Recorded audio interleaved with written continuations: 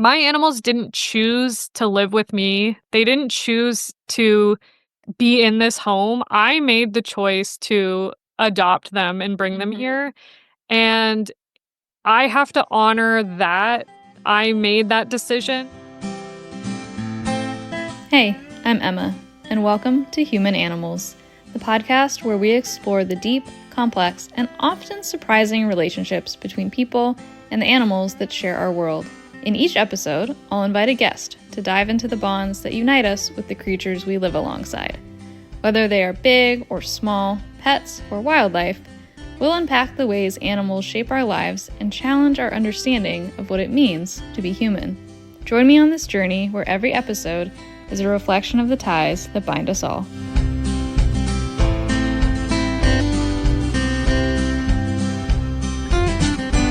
I'm really excited about this episode because it touches on two really important topics about our relationship with animals. The first being Animal Soulmates. Abbi has a podcast called Animal Soulmates where she talks to various people about their connections with animals, and I've been a guest on her podcast, which is where we really got to know each other and hit it off. In that episode, I shared about my journey with my dog Mo and my horse Miko, and we touched a little bit about her dog Amira. So in this episode, when she was my guest, we dove into that a little bit deeper for the first half. In the second half, we talk about her work as a PhD in animal welfare. Specifically, these days, she focuses on pain management in commercial pigs, which is, as you probably know, something that I'm very passionate about, having pet pigs myself, having a background in animal science as well, where I studied pigs. So we get into that. We talk about the complexities navigating that world for her as an animal lover and seeing animals in these conditions and what we can do about it as a consumer. So hope you enjoy. Fun fact, I have my own small business called Miko's Choice, which is the sponsor for this episode because it's my business, this is my podcast, and I can make the rules. In all seriousness though, Miko's Choice offers high quality CBD products for all animals, dogs, horses, pigs, cats, you name it. I have them covered. I used my background in animal science and cannabis to bring these products to life, and I'm beyond thrilled to see how they help improve animal health and wellness. They're also inspired by my personal animals and my own journey through breaking my back, recovering, and getting my dog through cancer. So there's a lot of love behind this business. Feel free to check it out at mikoschoice.com and use code HUMANANIMALS for a discount. If you have any questions, email me anytime, info@mikoschoice.com. That's MIKKOSCHOICE. Thanks. Okay, thanks for being here. Of course. Thanks for having me. This is so fun. I know. Like I said when we hopped on, long time no see. It's true. Yeah, I remember when I was on your podcast, Animal Soulmates, that's when I was really thinking about doing this, and you were so helpful in giving me some advice, so I really appreciate that. Of course, yeah. I'm so happy to hear that you're doing a podcast and it's going well. It's obviously not for everybody, but I think that you have a lot of stories to tell, so I'm glad to hear that you're up and running with your podcast. Oh, thank you. Yeah, it's been really fun. And you were definitely somebody I was like, oh, I would love to have her on as well, just because I feel like we had such a good talk on your podcast about animal soulmates and how, you know, yours have affected your life and mine have affected mine, and just like general perceptions of what that even means. Yeah, and I think that you just sort of naturally connect to people who have that same sort of relationship that you do with animals. Like it's almost like you see something in someone else that you're like, oh, I have that too. Yeah. So I think that's why we got on like a house on fire, because we just had that exact same connection with the animals in our lives. Mm-hmm. Yeah, that's true. So you have your dog. If you want to share a little bit more about her. Sure. Yeah. So as you mentioned, Animal Soulmates is my podcast, and it was all inspired by my animal soulmate, who was a black lab named Amira. Mm-hmm. And I actually got her as part of the Lions Foundation of Canada guide dog program. So she was raised to be a guide dog, and they have a lot of these across the US and Canada. I'm sure elsewhere where you volunteer to raise a guide dog puppy and you have them for between, 12 to 18 months, and then they're brought back into the program and trained to be matched with somebody who needs a service animal. And so Amira was a dog that I raised in my second year of undergrad of university. I was thinking at the time I was going to go to vet school. So I'm like, this would be great for my vet school application and something that would sort of set me apart. And it was funny, I was reflecting on this. So when I went to pick her up, they had like a file folder of paperwork I had to sign and contracts. And there's obviously certain requirements where you meet with the trainers and they do home visits and things just to make sure that you're on track with your guide dog that you're raising.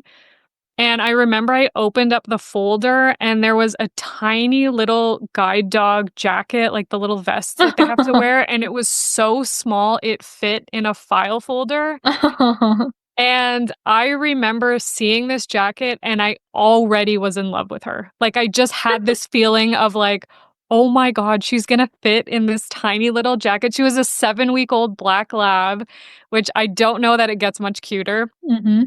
But just I hadn't even met her, and I saw this little vest or jacket in this folder and was just like, "I'm in love." Like, I love her already. And what's really unique, I think, about the relationship I had with her is her first year of life, she had the vest on that said guide dog in training or service dog in training, and you put the vest on and you could take her everywhere. So she went to the grocery store with me, she went to the Mm. mall with me, she went to class with me all second year. Like, every class I went to, she went to class with me. And it was really funny. I remember one of my classes, I think it was like animal nutrition or something. I took animal science, as Mhm. a lot of us do who Yes, wanna me too. do who wanna do a career with animals. And it was right after lunch, and I think that was just, like, the perfect time for her to, like, "Well, I'm gonna nap through this class because I've had, like, my whole morning, whatever, all the excitement."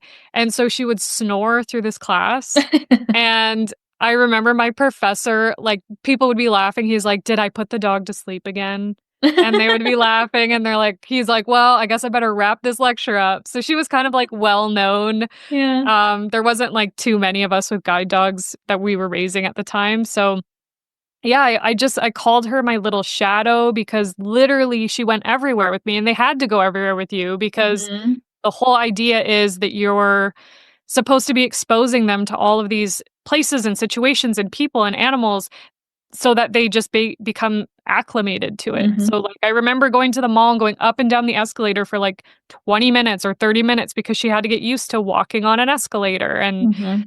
and I think also because of that, her socialization skills were just, like, elite. Like, nothing bothered this dog. She was, like, great with other dogs, great with cats, great with people, great with kids, because she just had to have all those experiences early in life. So, anyway, so that was a whole year of raising her, and I don't know why in the world I thought it was a good idea to get a dog that I then had to say goodbye to.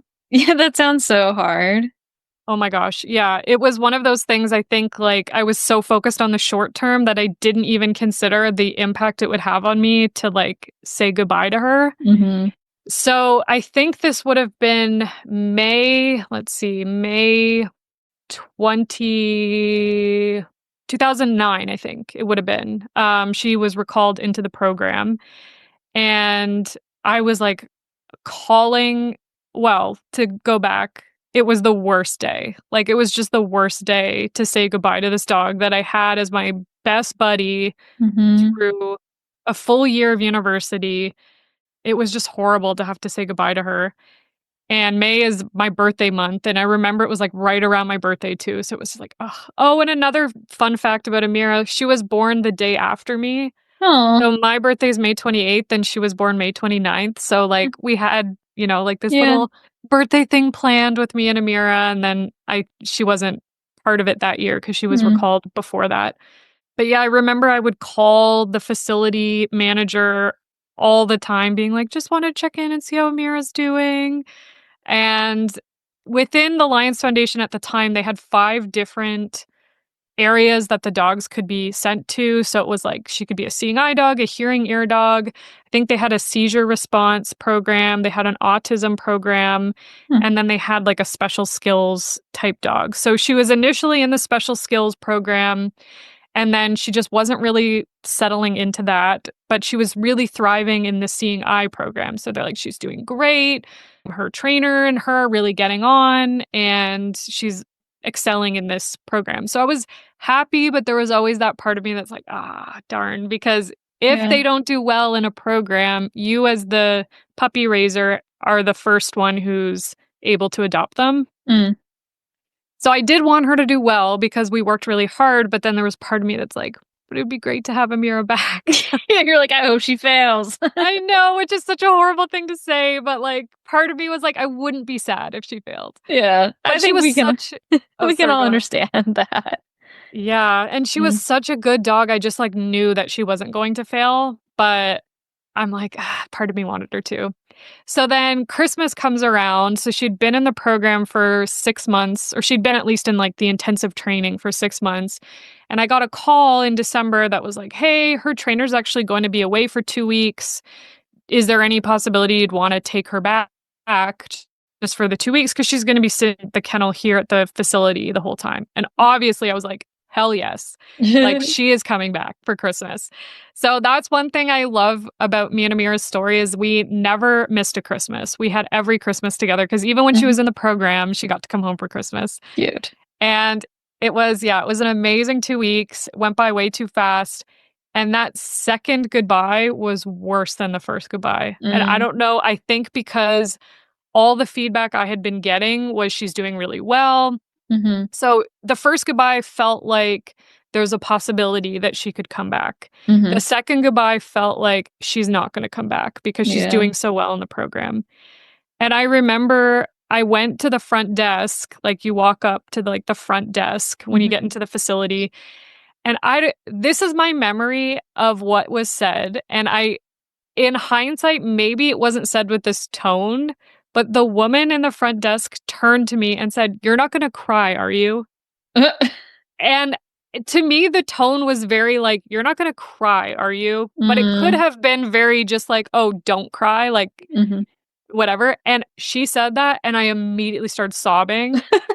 Like, just couldn't breathe, sobbing. And she's like, oh my gosh, like, I didn't mean that. I didn't mean that. And she was saying, like, because our spring break is in February in Canada. So they were like, you can come back during we call it reading week. During reading week, you can visit her. It's only six weeks from now. Like, call anytime, visit anytime. Because I was just so distressed. So then, of course, I kept calling after that day to check in on her, and they're like, she's having a little bit of trouble settling back into the program, but we're hopeful that she'll kind of move past this. Sometimes this happens with our dogs that they just take a bit of time once they've been away to like reestablish themselves back into the program. And so I called on my reading week to say, hey, could I come visit her? And they're like, because she's not settling in the program as well as she was before, we'd rather her not see you because we don't know if that's going to stir up more feelings for her. Because you have to think, like, I was as distressed as I was. Like, imagine how distressed she would have been. Like, she'd been in a home environment. She'd been to me. We talk about the human-animal bond. It's just as strong in our animals as it is in us.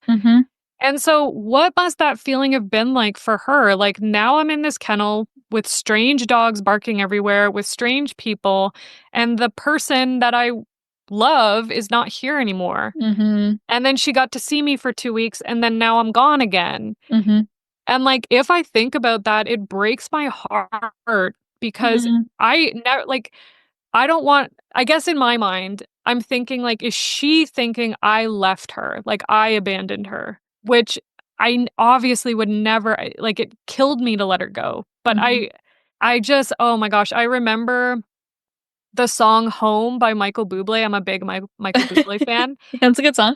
It's a very good song. And that song, I think, like, was relatively new. It was new enough to be on the radio a bunch at that time. And I remember I couldn't hear that song because I was thinking, what if Amira is in that kennel and she's just thinking like, I want to come home. All I want to do is come home and like I'm here. Mm. And it just killed me to think about that. But yeah, so going back to, I guess this would have been February 2010.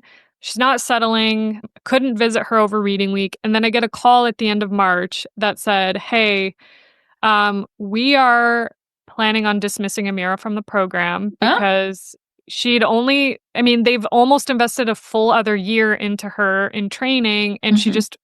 I think there just comes a point where like there isn't more that we can do. Mm.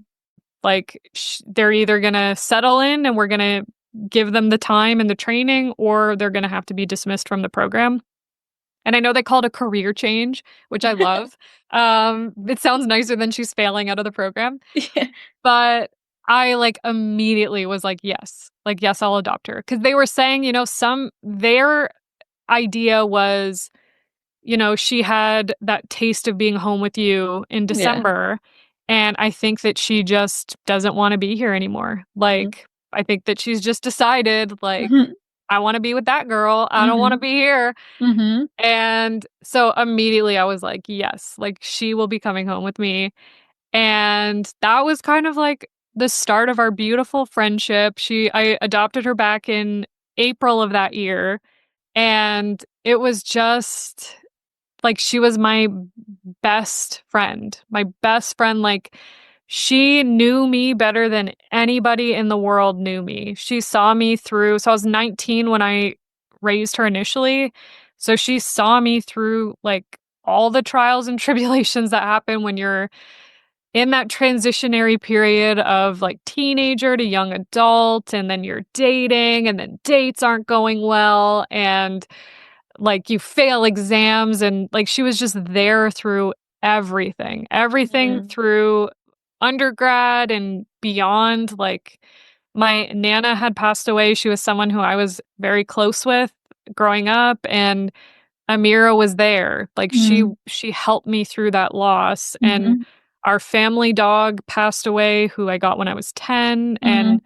like Amira was there. And Mhm. she just the lows never felt as low, I guess I'll say. Like every downturn or curveball that life threw me, it was like she was just my rock through everything. Yeah. Like it even when life was crazy and all this stuff was happening, she was just I knew I was going to wake up in the morning and I was going to walk Amira, Yeah. and Amira was going to be there, and she just gave me that like stability that I think all of us need at various points in our life. Mhm. And I mean, I know that I think it was like I don't know, a Chewy ad or something, and they're like, not every pet parent is perfect, but not every pet is perfect. And I like heard this ad and I was like, you haven't met Amira. Like, because Amira to me was just like objectively perfect. Like she was just like, I don't know, she would look at me and I would look at her and we just like got each other. Yeah. It's so hard to explain for someone who hasn't felt that, but like she knew what I needed when I was upset, and she knew it. So we knew how to like celebrate when I was happy. Hmm. And it was like Abby and Amira through everything. Like to get a little bit more on the personal side of things, my significant other ended up going away to med school. Mm. He did Ross University, one of the Caribbean schools, Oh, yeah. and like she we had dated for 2.5 years before he left for med school. So like she got me through my long distance relationship with him because like Mhm. she Was your she was companion. there. Yeah. Yeah, she was there when he wasn't there through some hard times, which obviously is no fault of him, but Mhm. like she was there. And like when I eventually started a PhD, like I think it's hard to complain about a PhD program because it feels very like privileged that you're able to be in a place where you're doing a PhD, but it is grueling and brutal in ways that I never expected it would be. Hmm. And I would come home from a long day and she was there. Like it Yeah. just she got me through everything. And I genuinely, like, I couldn't have done my PhD without her. I couldn't have gotten through a long distance relationship. It lasted 5 years. Like, I could not have done Mm. that without Amira. Mhm. And, like, when he eventually was in New York for some of his clinical training, and I lived in Ontario, about an hour outside Toronto, so I could drive. It probably took 7 or 8 hours to get to where he was in New York. Mhm.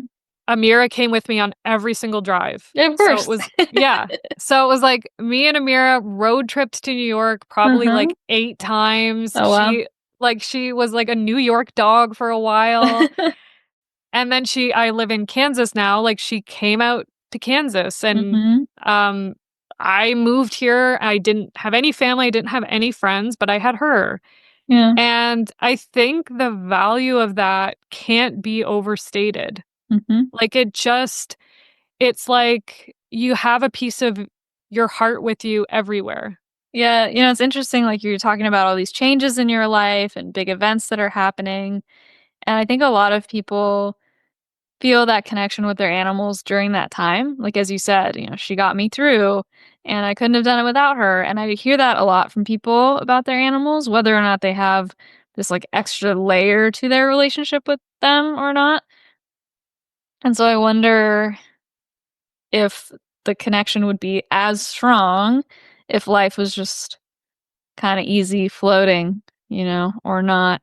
And people talk about I was just talking to someone the other day just randomly about animal soulmates. It just kinda came up in a conversation, and she was describing hers, and, yeah, I'm just curious if some of it might have to do with, like, what the human is experiencing at that time and how they Yeah. are, as you've described, like, helping us, whether it's, like, grounding through a walk with them because you can clear your mind and you're focused on them, or maybe the walk gives you time to think and process, and you wouldn't have gone on that walk if it wasn't for them, or even just like I catch myself a lot of times just zoning out, doing nothing, like watching them or having a cuddle or something, and even that quiet moment is so helpful amongst all of life's daily things. Yeah, and speaking of the walk thing, like, there were times in my PhD I would not have left and gotten fresh air if I didn't have Amira. And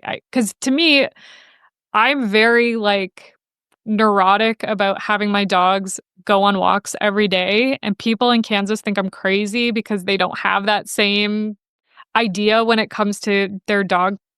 But, like, it's so good for them, but it's so good for you as well. And Mhm. I think just also for me, I took a lot of value out of watching her joy on a walk. Like, her Yeah. interacting with the world and wagging her tail and looking at me panting. It was like, when you have a bad day, I don't know how you can't smile when you see your animal just being joyful. Like, it kinda takes you out of Mhm. your head a little bit. But, Mhm. yeah, I think that the benefit to having an animal outside of, some of these things that we've already talked about is, like, better cardiovascular health because you're going outside and you're exercising. Mhm. You're almost doing it unconsciously because it doesn't feel like exercise because you're like, "Well, I have to take my dog for a walk," but you have to Mhm. take yourself for a walk in order to take the dog for a walk. So, Yeah, like, it's true. Like, honestly, I truly don't know how people just go on walks who don't have a dog. Like, I think that yes. that like, truly, I think that that is impressive because that's, like, their self-will to be like, "Yeah, I'm gonna take myself on a walk." Whereas, like, for us, yeah, we do it for our dogs, but we do get these added benefits as well. Yeah, totally. I'm like, you have to be really self-disciplined to take yourself for a walk. But Yeah. when it's with an animal, it's like, well, I have to take her out or him out. So, Right. Yeah, yeah, there's a it's different. purpose to it. Yeah, Right. totally. Yeah, it's true. Yeah, but no, I can so, like, resonate with what you're saying with your experience with Amira because as we talked about on your podcast, similar situation with me and my dog Mo, who I had for many years, went everywhere. We did all these road trips, these life changes, and it's interesting because I think about what my life was like then versus now. And now, like, he would not fit into my life because he was a wolf dog who wanted to eat every animal he saw. He had a huge prey drive. And so, like, I could not live on a farm with him. Like, he couldn't be around horses.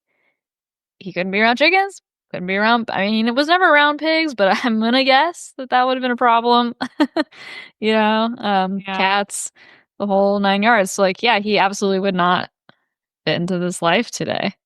But back then, it was perfect because I Yeah. didn't, I was in school and I was traveling and I was doing all these things. And so he was it.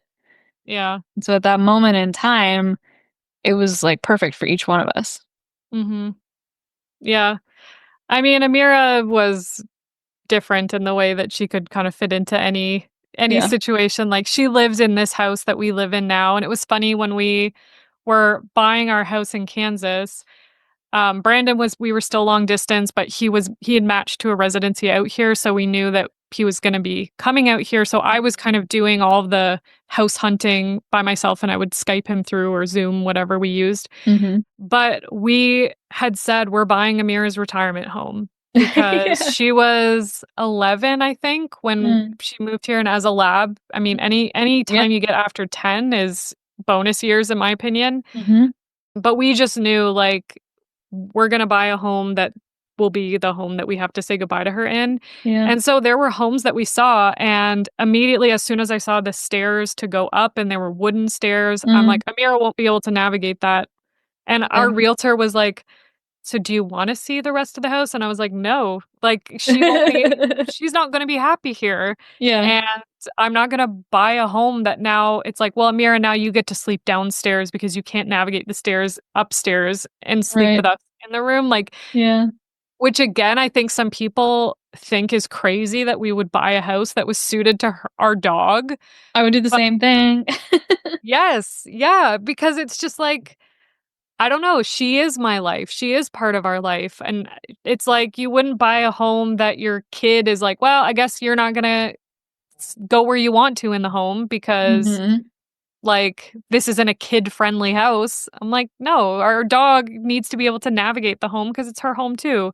Right. And so we found this home, and our realtor, when you sign paperwork, you have your final walkthrough, and then you go to the bank and your mortgage paperwork and all that good stuff. Mm-hmm. And I messaged him. He's like, "Okay, we'll do the walkthrough this day." And I'm like, "So Brandon isn't here yet. He was in Baltimore at the time." I'm like, "Do you mind if I bring my dog to do the final walkthrough?" Because it was like my way of honoring her to be like, "Amira, do you like the home that we like bought for us to Yeah. have for your retirement years?" So I have video of her like in the backyard and upstairs checking the house out. And that was just so special to me to be able to, I don't know, see her be happy in this home that Mm-hmm. we like kind of picked out Yeah. her in a weird way.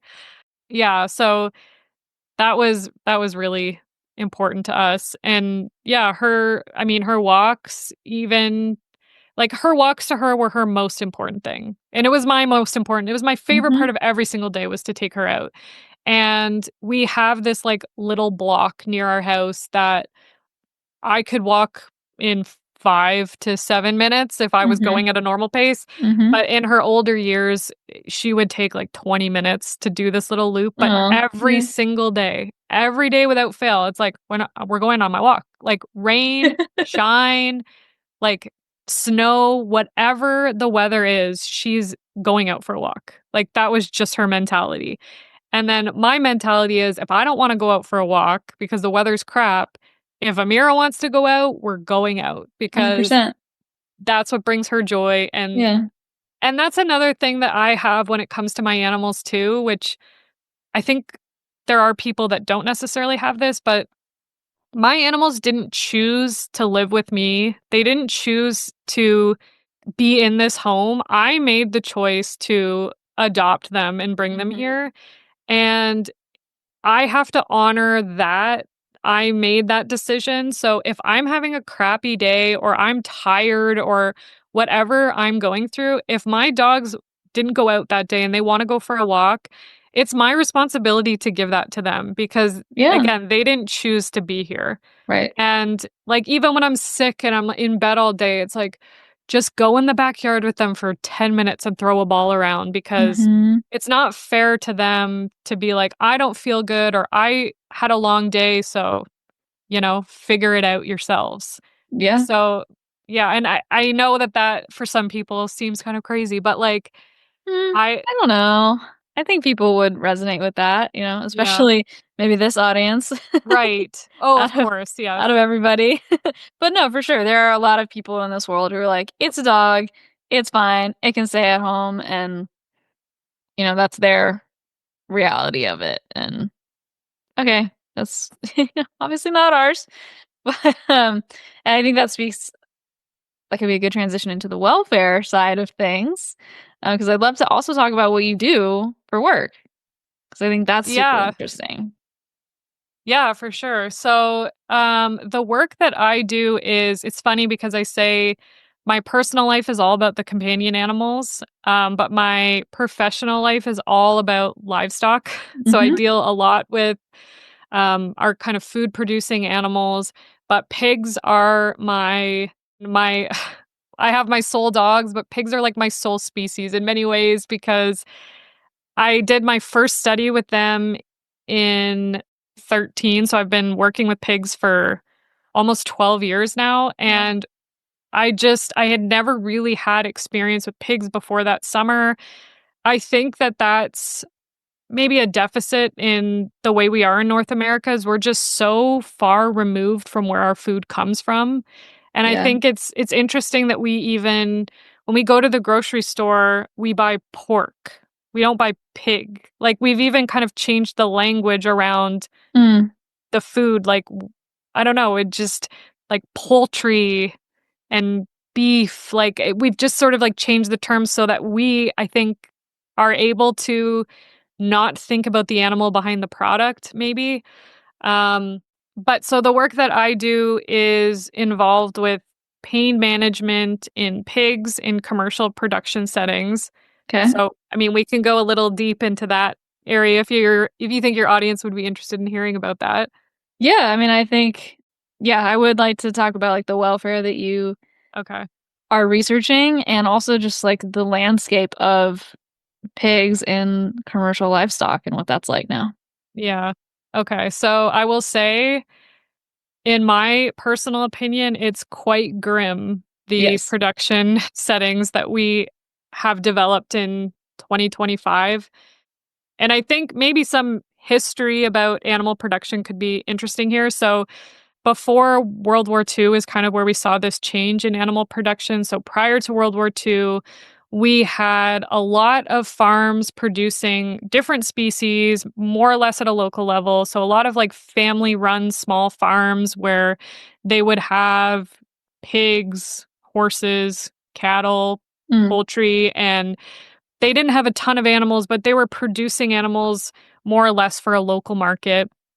And then after World War II and the recession, there was this shift in now we need cheap food at a higher quantity because we have a lot of people that we need to feed. There's this need for cheap protein, Mm. and there was this shift in these more intensive production systems. So a lot of these animals were moved to species specific farms. They were moved indoors in a more intensive setting. So I don't know if the average consumer knows this, but pigs never step foot outside through their Yeah, whole production life. they live on concrete. Yes, they'll get some fresh air when they're in their transport truck on their way to slaughter, and that's it. Like they Yeah. will never go outside, Mhm. which is just so sad to me that we have this species that we just keep indoors Mhm. all the time. So there was this now shift in intensive production, and since then, so kind of the 30s, 40s, it's only intensified more, and the focus has really been on we have to just produce as much as possible for as cheap as possible. Mhm. And because of that, the welfare of the animals are really not considered the way that they need to be. And since the 60s, there has been a little more focus on animal welfare, but we are so far from where we should be in terms of production. So, my work is looking at a very specific part of pig production where pigs are. It's going to get a little graphic just as a heads up to people that are maybe a little squeamish about this stuff, but Our male piglets are surgically castrated because once they reach sexual maturity, they start releasing testosterone and hormones that actually change the quality of the meat. Mm-hmm. And so we call it boar taint. So a Yeah. pig that hasn't been castrated, the meat taste and smell is going to change once they reach sexual maturity, and it's sort of off-putting. Like Mm-hmm. it's described as like a urine type Yeah, it's smell. Have you not good. smelt it? Yeah, it's not good. Yeah. So as part of production, we surgically castrate our male piglets to avoid that whole problem. As they don't have testicles, they don't reach sexual maturity. It's Mm-hmm. not a problem. Sorry to interrupt for a second, but No, go ahead. about that process, when I was in school doing animal science pre-vet, we had production pigs, and there was a swine production class that I took. And part of that class was, caring for them. And we had the sows in gestation crates. They also lived inside. When they were in the gestation crates, it's small. They've been banned in a lot of states because they are cruel. Obviously, you know this. I'm just sharing for the Yeah, no, go for the ahead. listener. But that surgical castration, I remember being like frozen and shocked in class because I was like, this doesn't seem right. But this is what they're teaching us, which was to hold the piglets by their back legs upside down. They're flailing around, they're screaming. Their testicles have not like dropped, so you can't see them on the outside. So you have to feel in their abdomen, cut little slits in their abdomen. They're fully awake, no pain meds, no nerve blocks, nothing. Reach in, pull the testicles out, twist them, and then just like yank them out and then put them down. And then we also, as part of that, cut off their tails and ear notch their ears. Again, like no management for pain or anything like that. And then they're like, well, look, they just went and nursed on their mom. So, like, obviously they're fine. And it's like, are you kidding me right now? Yeah. Are you kidding me? And that was just such a shock to me. I was like, how is this the way that it's done?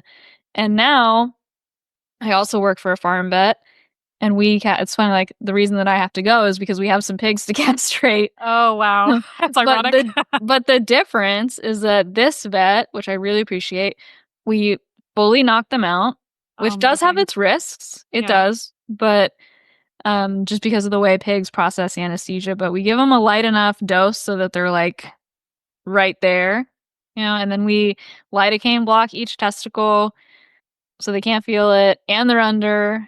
Then we take them out once they're dropped, like not in the abdomen at all. And then we give them pain meds Mm-hmm. and antibiotics and the whole thing. And it's just like, and some people complain because they're like, well, this is so expensive. And like, well, yeah, there's an added cost to it, but also like it's the nice thing to do. Yeah, and that's the challenge when you deal with production individuals, because it's hard to get buy-in for it's the right thing to do. It's the ethical thing to do. Yeah. When we were castrating pigs in the 70s or 80s, maybe we didn't understand the pain pathways, and we didn't understand there still is people today that think neonates or young animals and young humans don't feel pain the way Mhm. that we do when we're older. So if we castrate when they're really young, they don't feel the pain the way they would when they're older. And that's just blatantly false. It's not true. Yeah. And it just, to me, is, we know that these animals feel pain. We know their pain pathways. They are the same as your companion dog. And Right. yet, when you bring your dog in for a neuter, they're fully anesthetized, as you described. They get Mhm. perioperative, postoperative pain management. Mhm. Just thinking about what a neuter surgery looks like in your pet dog. And if you were to perform a neuter in a pet dog the way that we perform neuters or castrations in commercial pigs, you would be in jail for animal cruelty and animal abuse. Right. And that's such an interesting difference.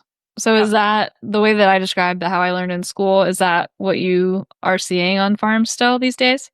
So a lot of times it's not through the abdomen anymore. It's on the scrotum. They'll make the incision, Yeah. but Everything else, the animals are fully conscious. They're screaming like crazy. And I So loud. hear, oh, it's terrible. And I hear all the time people say, yeah, but you look at a pig wrong and they scream, or you pick a pig up and they scream. And so I was like, cool, I'll do a study where we collect vocalizations Mm, of piglets that are handled, mm-hmm, that receive an injection, and then that are surgically castrated and tail docked. And it's all published. mm, So you could see it for yourselves if you're interested. But we looked at their vocalization frequency, energy, mm, amplitude, just looking at the spectrogram of vocalizations.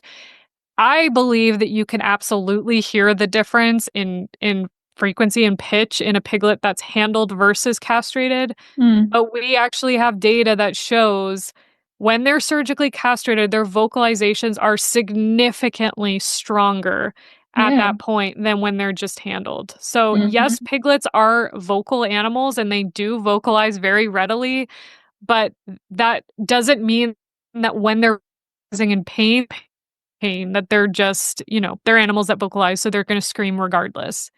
But yeah, Yeah. it's absolutely shocking. Again, I say this all the time. It's 2025, and we still are picking up these animals fully conscious and castrating them. And like you said, removing their tails. So tail biting is a big problem in production. And it's because we're keeping them in these barren environments. They're bored as all get out. There's nothing to do. And they're incredibly intelligent animals. Yep. And so they just end up chewing on each other because there's literally nothing for them to do and they're frustrated and bored.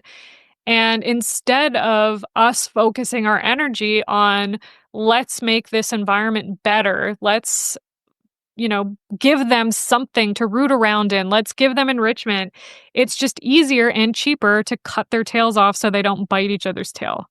Yeah. Oh, that's all just like so silly to me. Yeah. It's very But backwards. And yeah. so like my work, we've focused on clearly this is painful. So what analgesics, which are like non-steroidal anti-inflammatories, so thinking about like an Advil or a Tylenol, basically it's the Mm-hmm. same class of drug. Like Mm-hmm. what can we practically give these animals to relieve pain? Because full anesthetized unconscious animals in a production setting is not practical. Right. So, unfortunately, and something else that's really important is the FDA, so the Food and Drug Administration here in the US, there is nothing approved for pain management for pigs. Yeah, So that's true. even if producers and even if veterinarians wanted to give something for pain, there's nothing that's approved. So everything is off label. There's nothing that exists right now for us. So, Right. So this is like a really top level issue because that's really where you have to start. yeah. Honestly, all of the drugs that we use in food animals are heavily regulated when you can't use them and which ones you can and can't use. And yeah, I can see that being a tough spot for a producer, even if they were like, yeah, I don't really love this or the way this is done, but what can I do? Right? Yeah. Because they need to sell their product too in an approved channel. Yeah, and the challenge with food animals versus our pet animals is that they don't have anything approved. They have to make sure that there's no drug residue in the meat because that's going into human consumption. Right. And we don't have these withdrawal times established for many of these drugs. So when you're giving it to a piglet that's not going to be slaughtered until they're 6 or 7 months, you're probably okay. But Yeah. if you're giving something for pain when they're a lot closer to slaughter, you're kind of tied because, well, what if there's residue that's kept in the meat and then Right. we can't market that animal? Which Mhm. is it's hard to when you're dealing with animal welfare and ethics and things like that to remember that their bottom line is going to be a financial incentive. So Yeah. if an animal's in pain, but they're going to go to slaughter in 3 weeks and we can't really give them anything, guess they're going to be in pain for 3 weeks. Yeah, it's Like such it, a hard place to be. I mean, do you work with producers hand in hand? yeah. Like, what is your experience with them? Like, are they on board with what you're trying to do, or how is that? So my experience with swine producers has not been butterflies and rainbows. I Yes. think that it's hard because animal welfare and animal activism gets blurred. And I think that they believe that I come in and I'm just an animal activist and I don't want pigs to be produced and I Mm-hmm. don't want people eating meat and all of this stuff, which is incredibly frustrating because that's not the case. I recognize that we have these animals and we're keeping them in these systems. And so, what can we do to make their lives better in these systems that we already keep them in? I'm not here to like dismantle the system as much as Right. I would maybe love to, because I'm not happy with a lot of the ways that we're keeping our pigs, but Yeah. it's not my place to go in there and just, wreak havoc. I want to be able to Mm-hmm. work with these producers. And so, there are some producers that are very open and they want to make change, but as you said, they're kind of stuck because they're like, what do we do? I don't know what I can even give these animals. But they're very open to letting me see their facility and talk through some changes that they could make. But then I've met other producers that are, the moment I arrive on their farm, they're like, I don't want you here. Yeah. You can stay in this like box and that's where you're going to stay the whole time. They don't want me seeing anything in their Mm, facility, which is very, it's funny. I say it's very frustrating, but at the same time, when these animal activisty videos come out, it doesn't help anybody right. because it just makes producers more skeptical to have people on farm. And my work does a lot of behavior analysis. So we bring cameras on farm because we want to look at Mm, animal behavior. And mm-hmm. as soon as they see cameras, they get freaked out that this is all going to be shown on YouTube or going to be blown Yeah. out of proportion kind of thing. I understand where that hesitation and reluctance comes from, and maybe they've been burned before and they just don't Yeah. wanna to let us in. Mm-hmm. But I think I have colleagues who deal more with the dairy industry or the poultry industry, and I hear about the relationships that they've been able to cultivate with producers. And there's such a strong link between better welfare for dairy cattle with higher milk yield. Mm-hmm. And there's just much more incentive, I think, in some of these areas to make welfare adjustments because it's going to benefit them and the animal. Where Yeah. with pigs, it's like I've tried so many times to be like, okay, can we improve average daily gain? Can we improve weaning weights? Can we look at them beyond weaning and see that like we're able to market them at a different weight and that Mm. the producer will get money back? And there just never seems to be this production correlation with welfare improvement. Well, that's interesting. Yeah, at least with pigs and at least with piglet pain management, we just haven't been able to see. Well, probably because they're in a concrete box, you know? Yeah. Like Yeah. with the dairy cattle and the chickens, it's like you let them outside Mhm. and then things improve. And so why do you think there's been this why do you think that we're like, okay, yeah, we'll let the dairy cattle and the chickens outside and give them a little bit more room that way, but with pigs, they're still in these concrete barns. Like why can't I we just let them outside? I think because they have really maximized production in the systems that we've kept them in, and you can keep gestation or you can keep sows in these gestation crates and farrowing crates, which, as you mentioned, they can take one step forward and one step backwards. They can't turn around. Like, Right. that's how small these crates are.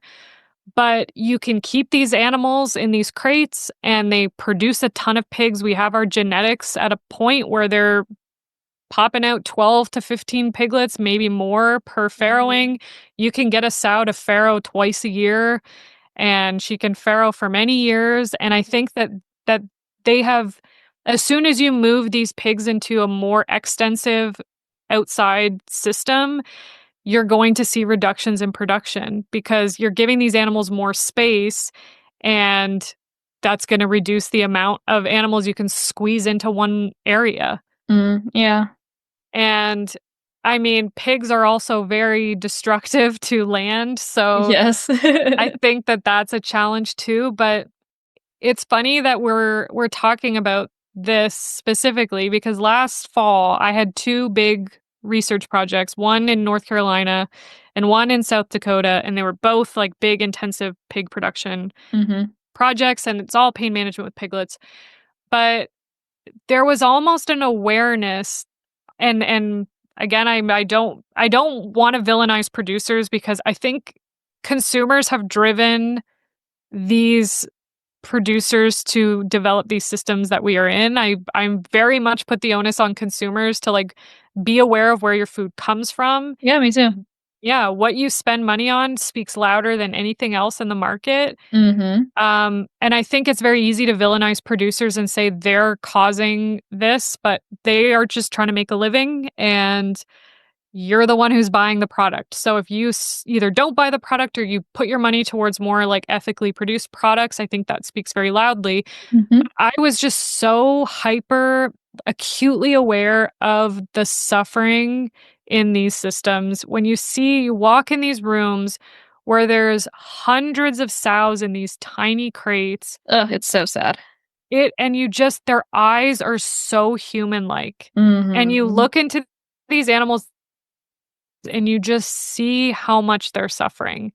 And Yeah. when you interact with pigs that are able to be pigs, the first time I interacted with like a pig, so the Kansas City Pig Rescue, I went out there and there's like 60 or 70 pigs that are living their best lives and I cried because these animals get to be pigs and they're just Yeah. like they are so dog-like. I don't like comparing them to other species, but people know dogs, and I'm I like, know. pigs are just like that. Like, Yeah. they're so emotional, and Mm-hmm. they just wanna connect with you, and they're just such incredible animals, and then you just see them in these systems, and it's like, "Why are we doing this?" I don't know, it Right. feels so and I don't know, I think my other concern with consumers is ignorance is bliss when it comes to these systems because Definitely. when you love animals and you have a connection with them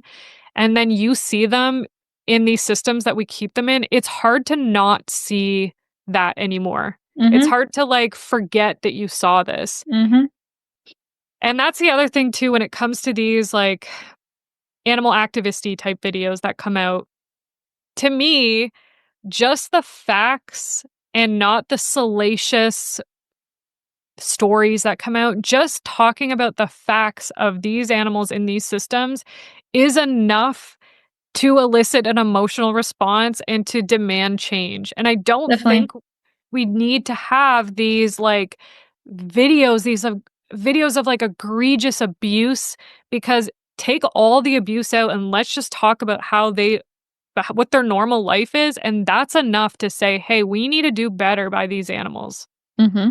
Yeah, I absolutely agree. I've been on these farms, I've seen them too, and I think if everybody did, and then you compare it to another farm that's raising these animals in a way that they can be outside and they have space and they're using proper veterinary care and whatnot, I mean, it's just completely different. And I absolutely agree with you that the consumer is what's going to drive change. And it's funny. I'll share a quick story.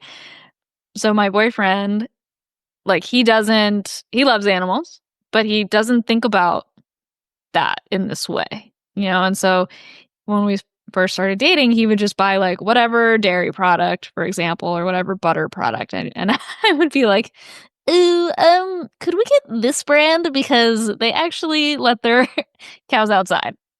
And he'd be like, "Well, what are you talking about?" And so we had this whole like education, you know, of like these are the brands that are acceptable in this household because of how they treat their animals. And I think that that is really a driving factor. Of course, there is, I think, a little bit of privilege built into that because those products tend to be more expensive because of how the animals are living. So if you can support it, great. And be a little bit more conscious about it. I don't eat meat. He does. And so when he moved in, I was like, why don't we get the subscription called Butcher Box where they work with small producers and the animals have good lives and things like that. And so it's just putting this like awareness into people to just a little change, like get this brand instead of this brand. Yeah, and I completely agree with you. I think even like if you're somebody who loves to eat meat and I would never, I mean, I have my own beliefs in terms of like eating meat and stuff like that and Mm-hmm. animal products, but I would never tell anybody what they should or shouldn't do. Same. Just thinking about like what's one small change you can make. So Mm-hmm. maybe you eat meat 5 days a week and you're like, "You know what? Maybe Fridays we don't eat meat." Or Yeah. maybe 1 day a week we don't eat meat. Like Mm-hmm. it's something small that you can do. Or maybe you say like, "Well, I know eggs are very expensive at this point, but like I have my brands too that Yeah. are safe and not I shouldn't say safe. I have my brands that are preferred because Mm-hmm. of how the animals are treated. Yeah, same. And I think even just saying, well, maybe 1 carton of eggs a week we'll get with this brand. I don't know. I think everybody can do something. Even if you can't do any of that, you can still educate yourself and educate others and just be a conscientious consumer Mm-hmm. because I think it's very easy to just not think about it. Yeah, And 100%. and it's hard to think about. I mean, I tell people all the time like I'm plagued by all the animal welfare issues I see in the world and Yeah. I wish I could be relieved of that Right. because it's hard to walk and I mean even with my own pet dogs, I'm like what can I do to possibly make their lives better? Ooh, I pulled them away from like sniffing a little too early. Maybe I should let them sniff more next time. Like I'm crazy when it comes to that stuff and I don't expect everyone to be that way, but just like be open to having conversations because friends and family when I'll start talking about the work I do, they're like, "Oh, I don't wanna hear it. Oh my gosh, I don't wanna hear it." And it's like, but Yeah. then you go to dinner and then you order the pork chop, but you don't wanna even hear about how that animal was Right. brought to that plate. I mean, I think we're getting better with more awareness than we used to, but Mm-hmm. it's just very easy to be ignorant to it. It's true. It's really an easy place to be, but we're working on it. Yeah. Um, I do have to go castrate some pigs. What a way to, like that was, like, the perfect guest to have on this day. Yeah. We're gonna do it in a nice way, and Good, it's a yeah. rescue pig. Um, Baby. but yeah, it's I think about it all the time with this job too, and I mean that's a whole episode in itself. But the things that you run into as a veterinarian on people's farms, and this idea of what can we do better, Yeah. and how hard it is for vets out there these days Oh my gosh, yeah. dealing with Well, people. I think what we can do is exactly what we're doing, is having these conversations and putting them out there, and Hmm. maybe one person listening will has not heard that this is how their animals are being raised for meat, and maybe Yeah. they'll look into it, and if we can bring awareness again, I'm not telling anybody, "Don't go eat pork." I'm saying, like, let's just be aware of where our products are coming from, and I Hmm. think that we can do better, and I think Hmm. we can demand change Hmm. by being loud and just speaking the truth of what goes on, and hopefully we can make the world a better place for pigs in the future. Yeah, they're so sweet. I'm thinking about mine too, just like chilling in the backyard right now. I love it. Like, it just Really. it brings me so much joy. It's like, I think why I started following you on Instagram is because you had pigs, and I'm just like, "Any pig content, I need it." And it's just like, when you see pigs be happy, it's from the work I do, I don't get to see pigs be happy, so Yeah. it's nice to see that. Yeah. No, they're very bougie pigs. I look at them all the time. I'm like, yo, if you only knew, like, my goodness, you're getting tucked in your blankets, I love it. nap time, like, you deserve it. You deserve Yeah, it. they do. They deserve the world. Yeah, they do. Okay, I feel like we could talk forever, so I maybe we'll know. do this again. Sounds fun. We definitely have to do this again, whether we do it on my podcast or your podcast. Yeah, for We'll sure. make it happen. Okay, I gotta run, but thank you again for doing this. Of course. Yeah, it was Appreciate fun. it. Okay, I'll Anytime. talk to you later. See ya. Bye. Thank you so much for tuning into this episode of Human Animals. If you enjoyed today's conversation, please subscribe, leave a review, and share with a friend. I'll be back next time to dive deeper into the fascinating world of human-animal connections. Until then, take a moment to appreciate the animals in your life and tell them I said hi. You can get to know me and my animals better and see upcoming guests by following @BrianKangle, that's BrianKangal, on Instagram and TikTok. Okay, bye.